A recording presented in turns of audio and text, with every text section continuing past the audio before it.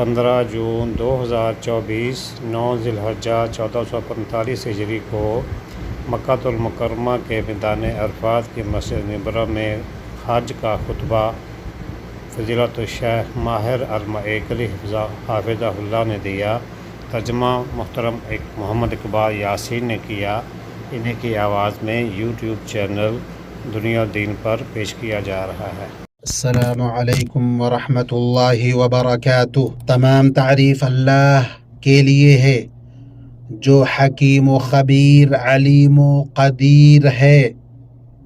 وہ رات سے دن کو ایسے طور پر چھپا دیتا ہے کہ وہ رات اس دن کو جلدی سے آ لیتی ہے، اور سورج اور چاند اور دوسرے ستاروں کو پیدا کیا ایسے طور پر کہ سب اس کے حکم کے تابع ہیں۔ یاد رکھو اللہ ہی کے لیے خاص ہے خالق ہونا اور حاکم ہونا، بڑی خوبیوں سے بھرا ہوا ہے اللہ جو تمام عالم کا پروردگار ہے۔ یہ اللہ تمہارا رب ہے، اس کے سوا کوئی عبادت کے لائق نہیں، ہر چیز کا پیدا کرنے والا ہے، تو تم اس کی عبادت کرو اور وہ ہر چیز کا کارساز ہے۔ قرآن کو مخلوق پر رحم کرنے اور ان کے احوال کی اصلاح کے لیے اللہ نے نازل فرمایا۔ ارشاد باری ہے، یہ ایسی کتاب ہے کہ اس کی آیتیں محکم کی گئی ہیں، پھر صاف صاف بیان کی گئی ہیں، حکیم باخبر کی طرف سے۔ یقیناً یہ قرآن وہ راستہ دکھاتا ہے جو بہت سیدھا ہے، اور نیک اعمال کرنے والوں کو خوشخبری دیتا ہے کہ ان کے لیے بہت بڑا اجر ہے۔ اور میں گواہی دیتا ہوں کہ اللہ کے سوا کوئی حقیقی معبود نہیں، اس کے سوا کسی کی عبادت برحق نہیں۔ اور اللہ درود و سلام نازل کرے آپ پر اور آپ کے آل و اصحاب اور متبعین پر۔ اللہ کا لوگوں پر لطف و کرم یہ ہے کہ ان کی طرف محمد صلی اللہ علیہ وسلم کو اس چیز کی دعوت دینے کے والا بنا کر بھیجا جس میں ان کا فائدہ ہے اور جس کے ذریعے ان پر اللہ کی رحمت نازل ہوتی ہے۔ اللہ فرماتا ہے، میری رحمت تمام اشیاء پر محیط ہے، تو وہ رحمت ان لوگوں کے نام ضرور لکھوں گا جو اللہ سے ڈرتے ہیں اور زکوٰۃ دیتے ہیں اور جو ہماری آیتوں پر ایمان لاتے ہیں۔ جو لوگ ایسے رسول نبی امی کا اتباع کرتے ہیں جن کو وہ لوگ اپنے پاس تورات و انجیل میں لکھا ہوا پاتے ہیں، وہ ان کو نیک باتوں کا حکم فرماتے ہیں اور بری باتوں سے منع کرتے ہیں، اور پاکیزہ چیزوں کو حلال بتاتے ہیں اور گندی چیزوں کو ان کے اوپر حرام فرماتے ہیں۔ ان لوگوں پر جو بوجھ اور طوق تھے ان کو دور کرتے ہیں۔ سو جو لوگ اس نبی پر ایمان لاتے ان کی حمایت اور مدد کرتے ہیں اور اس نور کا اتباع کرتے ہیں جو ان کے ساتھ بھیجا گیا ہے، ایسے لوگ فلاح پانے والے ہیں۔ آپ کہہ دیجئے، اے لوگو، میں تم سب کی طرف اس اللہ تعالی کا بھیجا ہوا رسول ہوں جس کی بادشاہی تمام آسمانوں اور زمین میں ہے۔ اللہ درود و سلام نازل کرے آپ پر اور آپ کے آل و اصحاب اور متبعین پر۔ اما بعد، لوگو، اپنے رب سے ڈرو اور اس دن کا خوف کرو جس دن باپ اپنے بیٹے کو کوئی نفع نہ پہنچا سکے گا اور نہ بیٹا اپنے باپ کا ذرا سا بھی فائدہ کرنے والا ہوگا۔ اللہ کا وعدہ سچا ہے، تمہیں دنیا کی زندگی دھوکے میں نہ ڈالے اور نہ دھوکے باز شیطان تمہیں دھوکے میں ڈال دے۔ یقیناً جو تقوی والا ہوگا اس کا انجام بہتر ہوگا، وہ دنیا و آخرت میں یقینی کامیابی سے سرفراز ہوگا۔ اللہ تعالیٰ نے فرمایا، اور جن لوگوں نے پرہیزگاری کی انہیں اللہ تعالیٰ ان کی کامیابی کے بدولت بچا لے گا، انہیں کوئی دکھ چھو بھی نہ سکے گا اور نہ وہ کسی طرح غمگین ہوں گے۔ اور جو شخص اللہ سے ڈرتا ہے اللہ اس کے لیے چھٹکارے کی شکل نکال دیتا ہے اور اسے ایسی جگہ سے روزی دیتا ہے جس کا اسے گمان بھی نہ ہو۔ اور جو شخص اللہ پر توکل کرے گا اللہ اسے کافی ہوگا۔ اور جو شخص اللہ سے ڈرے گا اللہ اس کے کام میں آسانی کر دے گا۔ اور اللہ کے واجب تقوی میں سے یہ ہے کہ بندہ صرف اپنے رب کی عبادت کرے اور عبادت کا کچھ بھی حصہ اللہ سبحانہ کے سوا کسی اور کے لیے انجام نہ دے۔ اللہ نے فرمایا فرما روائی صرف اللہ کے لیے ہے، اس کا فرمان ہے کہ تم سب سوائے اس کے کسی اور کی عبادت نہ کرو، یہی دین درست ہے۔ لیکن اکثر لوگ نہیں جانتے۔ اے لوگو، اپنے اس رب کی عبادت کرو جس نے تمہیں اور تم سے پہلے کے لوگوں کو پیدا کیا، اور یہی شہادت توحید لا الہ الا اللہ کا معنی ہے، جو اسلام کا شعار اور نجات کا سبب ہے۔ تم سب کا معبود ایک ہی معبود ہے، اس کے سوا کوئی معبود برحق نہیں، وہ بہت رحم کرنے والا ہے اور بڑا مہربان ہے۔ اور شہادت توحید سے شہادت رسول کو ملایا جائے گا، شہادت رسالت اور شہادت توحید کو یکجا کیا جائے گا، تو حقیقت میں محمد اللہ کے رسول ہیں، جیسا کہ اللہ نے فرمایا محمد تمہارے مردوں میں سے کسی کے باپ نہیں، لیکن آپ اللہ تعالیٰ کے رسول ہیں اور آپ خاتم الانبیاء ہیں۔ اور یہ دونوں شہادت ارکان اسلام کا پہلا رکن ہے، اور ارکان اسلام میں سے 5 وقتہ نمازوں کو قائم کرنا بھی ہے۔ اللہ نے فرمایا اور نماز قائم کرو، یقیناً نماز بے حیائی اور برائی سے روکتی ہے۔ اور زکوٰۃ ادا کرنا، جیسا کہ اللہ کے قول میں ہے آپ ان کے مالوں میں سے صدقہ لے لیجئے جس کے ذریعہ سے آپ ان کو پاک صاف کر دیں، اور ان کے لیے دعا کیجئے، بلا شبہ آپ کی دعا ان کے لیے موجب اطمینان ہے۔ اور رمضان کا روزہ رکھنا، جیسا کہ اللہ تعالیٰ نے کہا ماہ رمضان وہ ہے جس میں قرآن اتارا گیا، جو لوگوں کو ہدایت دینے والا ہے اور جس میں ہدایت کی اور حق و باطل کی تمیز کی نشانیاں ہیں۔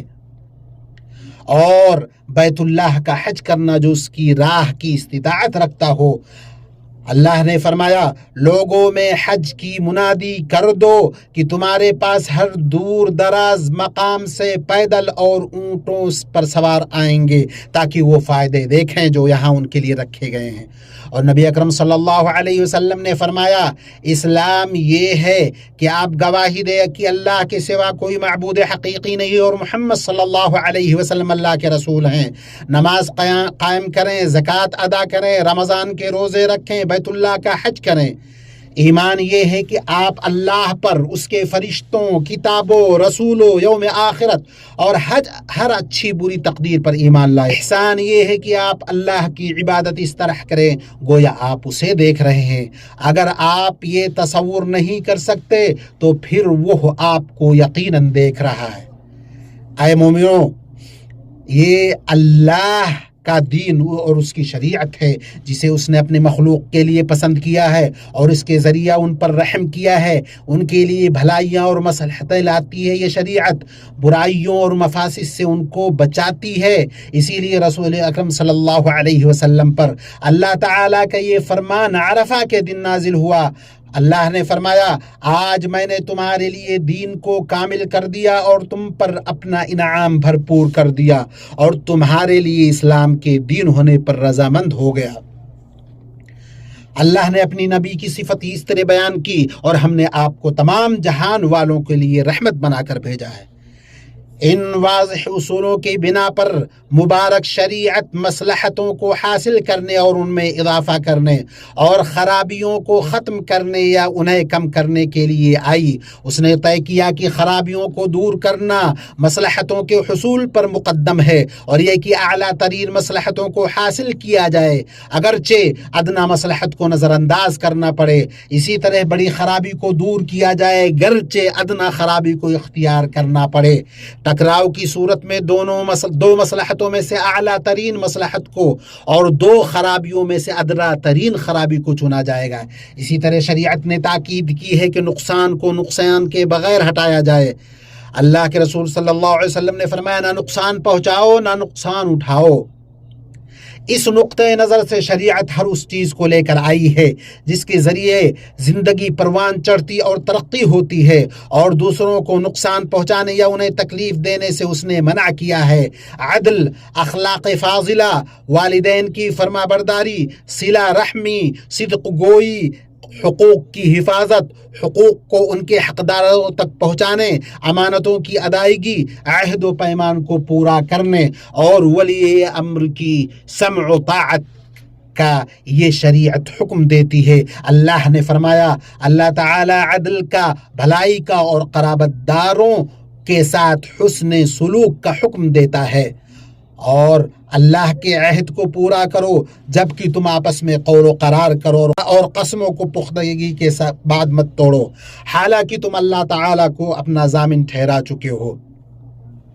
اور اللہ سبحانہ نے فرمایا، اللہ تعالیٰ تمہیں تاکیدی حکم دیتا ہے کہ امانت والوں کی امانتیں ان تک پہنچاؤ، اور جب لوگوں کا فیصلہ کرو تو عدل و انصاف سے کرو، یقیناً اللہ تعالیٰ جس کی نصیحت تمہیں کر رہا ہے وہ بہتر چیز ہے۔ اور اے ایمان والو، فرما برداری کرو اللہ تعالیٰ کی اور رسول اللہ کی اور اپنے حاکم کی، پھر اگر کسی چیز میں اختلاف کرو تو اللہ تعالیٰ کی طرف اور رسول کی طرف اسے لوٹاؤ، اگر تمہیں اللہ تعالیٰ پر اور قیامت کے دن پر ایمان ہے۔ شارع حکیم نے ان 5 چیزوں کے تحفظ کی ضرورت پر زور دیا ہے جن کا خیال رکھنے پر تمام شریعتوں کا اتفاق ہے، جو کہ دین، نفس، عقل، مال اور عزت کی حفاظت ہے، بلکہ شریعت نے ان پر زیادتی کو ایسا جرم گردانا ہے جو سزا کے قابل ہے۔ اسی طرح ان ضروریات کی حفاظت کرنا جنت میں داخل ہونے، رحمان کی خوشنودی کا سبب ہے، اور اس دنیا میں استحکام، سعادت، ترقی، تہذیب کے اسباب میں سے ہے، اور اگر وہ ضائع ہو جائیں تو زندگی میں خلل پڑ جاتا ہے، اور ان میں کوتاہی آخرت میں عذاب کا باعث ہے۔ اسی لیے حج کے دوران رسول اللہ صلی اللہ علیہ وسلم نے خطبہ میں فرمایا، یقیناً تمہارے خون، تمہارے مال، تمہاری عزتیں تم پر ایسے ہی حرام ہیں جیسے اس شہر میں اس مہینے کے دوران یہ دن حرمت والا ہے۔ اور دین ایک ضرورت ہے، کیونکہ کسی انسان کے لیے اپنے رب کی طاعت اور جس عبادت کے لیے اس کی تخلیق ہوئی ہے اس سے بے نیازی نہیں۔ اللہ تعالیٰ نے فرمایا، میں نے جنات اور انسانوں کو محض اپنی عبادت کے لیے پیدا کیا، اور اللہ نے فرمایا، آپ کہہ دیجئے میرے رب نے انصاف کا حکم دیا ہے، اور یہ کہ تم ہر سجدہ کے وقت اپنا رخ سیدھا رکھا کرو، اور فرمایا ہم نے ہر امت میں رسول بھیجا کہ صرف اللہ کی عبادت کرو اور طاغوت سے بچو۔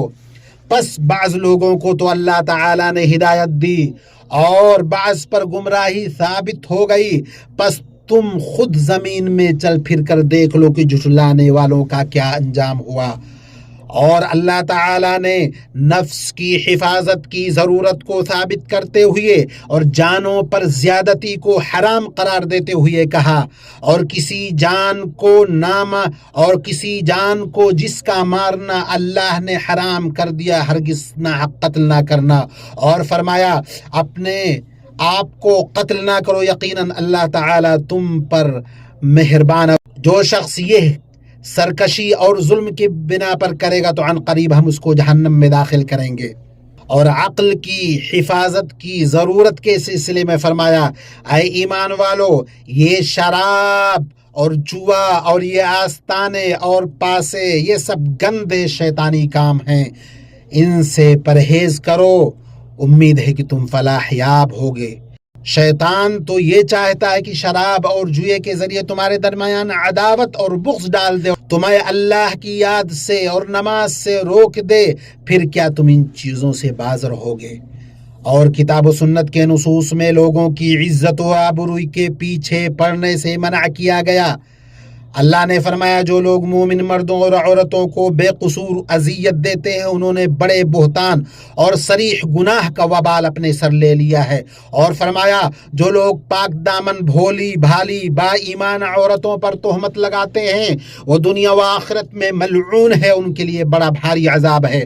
اور فرمایا، اے ایمان والو، کوئی قوم کسی قوم کا مذاق نہ اڑائے، ممکن ہے وہ لوگ ان سے بہتر ہوں، اور نہ عورتیں دوسری عورتوں کا مذاق اڑائیں، ممکن ہے یہ ان سے اچھی ہوں، اور آپس میں ایک دوسرے کو عیب نہ لگاؤ، نہ کسی کو برے لقب دو، ایمان کے بعد فسق برا نام ہے، اور جو توبہ نہ کریں وہی ظالم لوگ ہیں۔ اے ایمان والو، بہت بدگمانیوں سے بچو، یقین مانو کہ بعد بدگمانیاں گناہ ہیں۔ جاسوسی نہ کرو، غیبت ایک دوسرے کی نہ کرو۔ کیا تم میں سے کوئی بھی اپنے مردہ بھائی کا گوشت کھانا پسند کرتا ہے؟ تم کو گھن آئے گی۔ اللہ سے ڈرتے رہو، بے شک اللہ توبہ قبول کرنے والا مہربان ہے۔ اور ان باتوں کا تتمہ یہ ہے کہ وسائل کے وہی احکام ہیں جو مقاصد کے ہیں، اور جس چیز کے بغیر حکم پورا نہ ہو وہ بھی حکم میں داخل ہے، اسی طرح جس چیز کے بغیر واجب ادا نہ ہو وہ واجب ہوتی ہے۔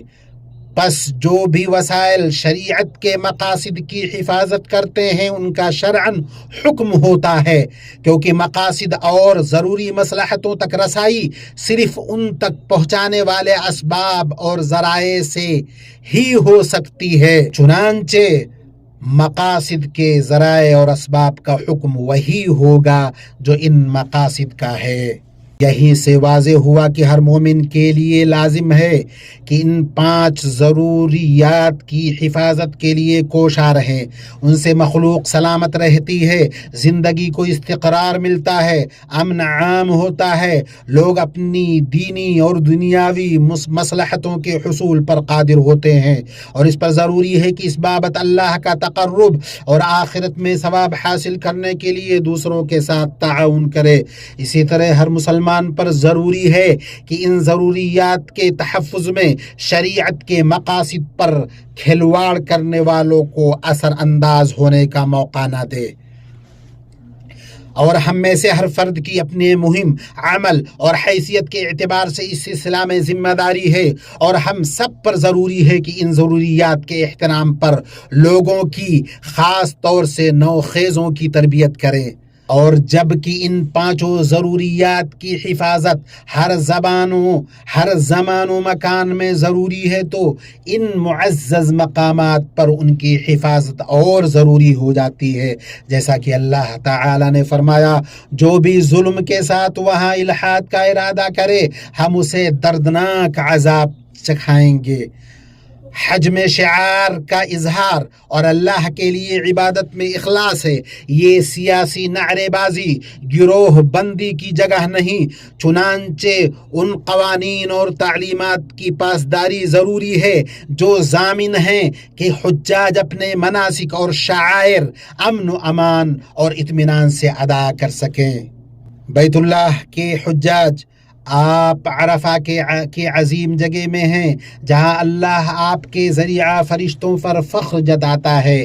یہ معزز مقام فضیلت والا زمانہ ہے جہاں نیکیاں کئی گنا کر دی جاتی ہیں، گناہ بخش دیے جاتے ہیں، درجات بلند کیے جاتے ہیں۔ تو اللہ کو دکھاؤ کہ تم سنت کا اتباع کر رہے ہو اور اس نبی کریم صلی اللہ علیہ وسلم کی اقتداء کر رہے ہو جنہوں نے اس مقام پر خطبہ دیا، پھر بلال کو حکم دیا تو انہوں نے اذان دی، پھر اقامت کہی، پھر آپ نے جمع اور قصر کے ساتھ ظہر اور عصر کی نماز پڑھی، پھر اپنی اونٹنی پر ٹھہر کر اللہ کا ذکر اور دعا کرتے رہے یہاں تک کہ سورج غروب ہو گیا، پھر مزدلفہ کی طرف چلے اور اپنے صحابہ کو سکینت، وقار اور نرمی کی تلقین کرتے رہے۔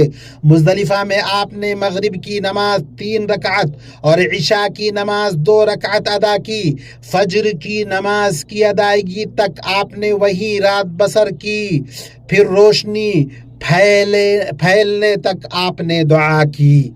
اس کے بعد آپ منا گئے اور بڑے جمرہ کو 7 کنکریاں ماری، قربانی کی، بال مڈائے، طواف افاضہ کیا، پھر منا واپس آئے اور اس میں ایام تشریق کے ایام میں ٹھہرے رہے۔